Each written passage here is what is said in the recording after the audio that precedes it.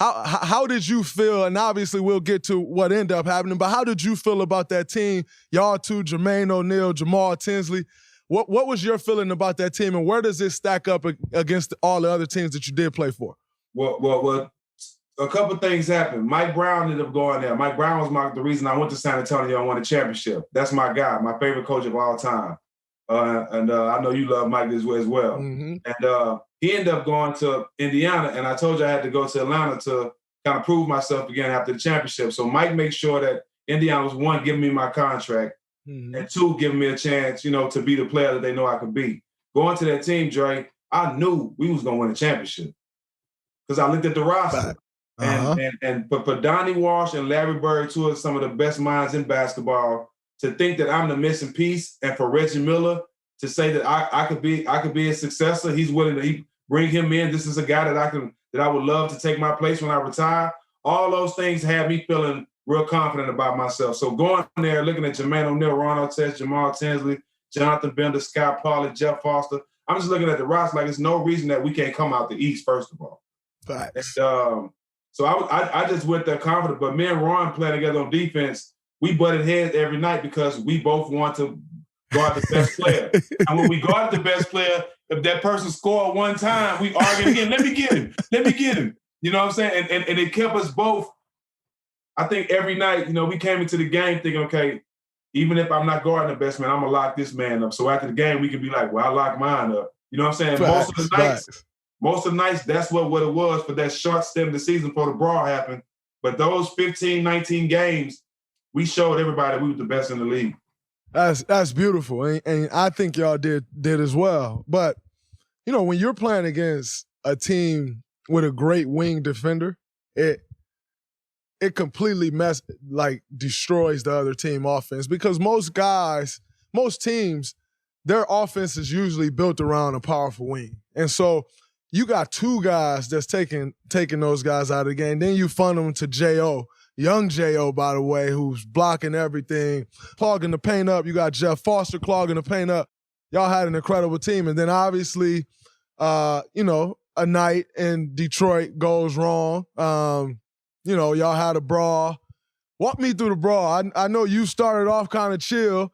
Then you see Meta go into the stands. Where you go, what happens with you from there? All right, bro. So mentally. So how Detroit is. And absolutely, we wasn't in the hood. That was the first thing. I don't think a lot of people know. We wasn't where the arena is now. It would have been a total situation if the arena where it is now, it happened there. Somebody would have really got hurt. But for the most part, I walked into a rivalry. Like I said, this was my first year. They had just played in the Eastern Conference Finals. So it was already a rivalry that I had nothing about. I knew nothing about. I was cool with a lot of the Pistons players. But once I walked into that arena that year, I felt the tension. You can feel the tension, right? So, and I know it's a big game. They just won, and everybody's saying we're gonna dethrone them. So it's a big game. So I feel it, and we ready to bust their ass. It was no question. We were super confident.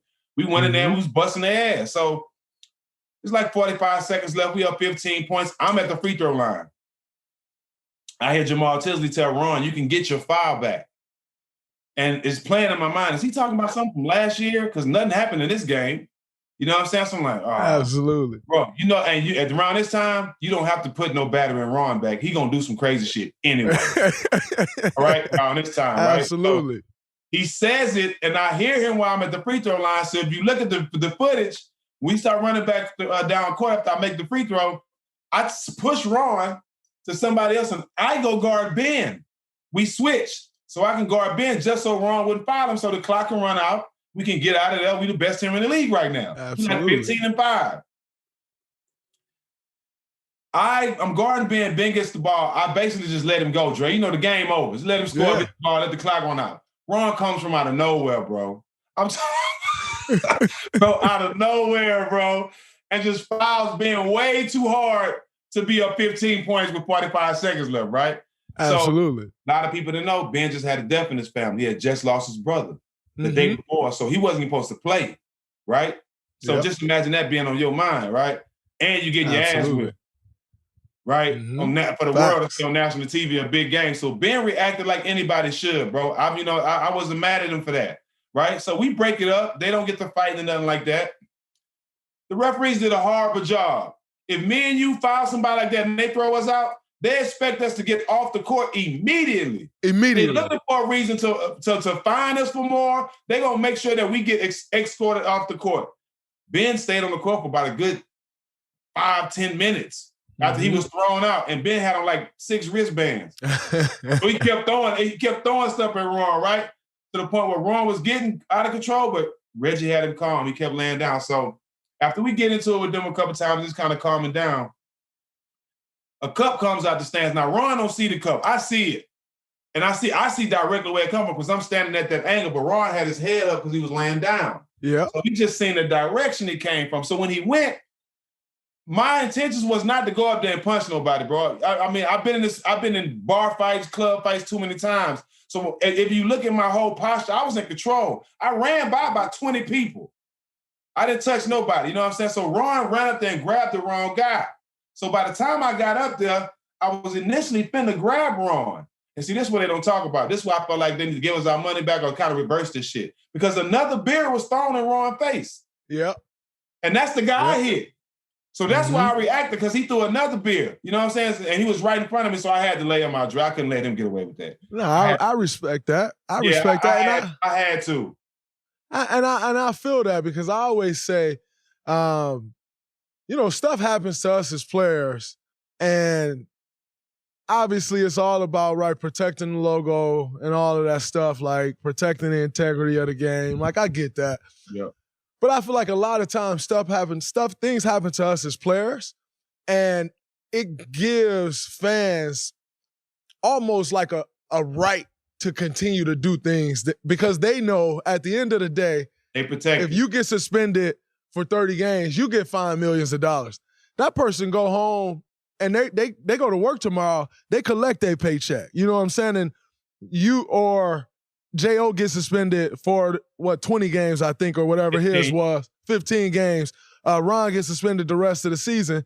Guys, you taking money out of guys' family's mouth. And these fans know that. And they know.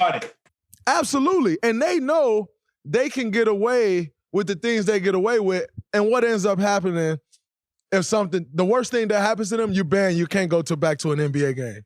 That's not affecting my life one bit. That's some extracurricular thing that I'm doing because I enjoy doing it, whereas it affects our life. So I've always been a little on edge about that.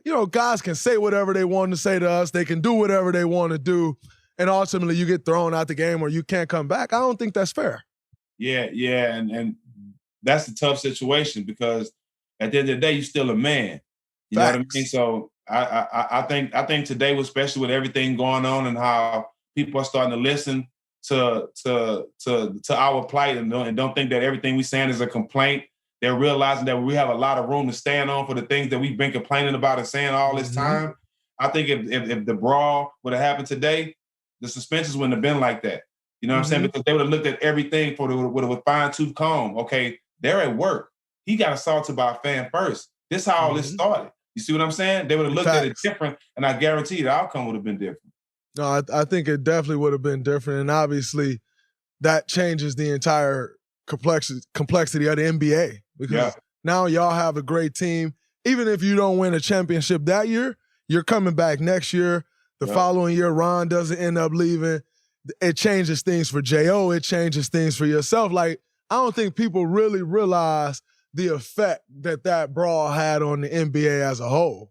I make an all-star game. I'm an all-star, Dre, if that don't happen.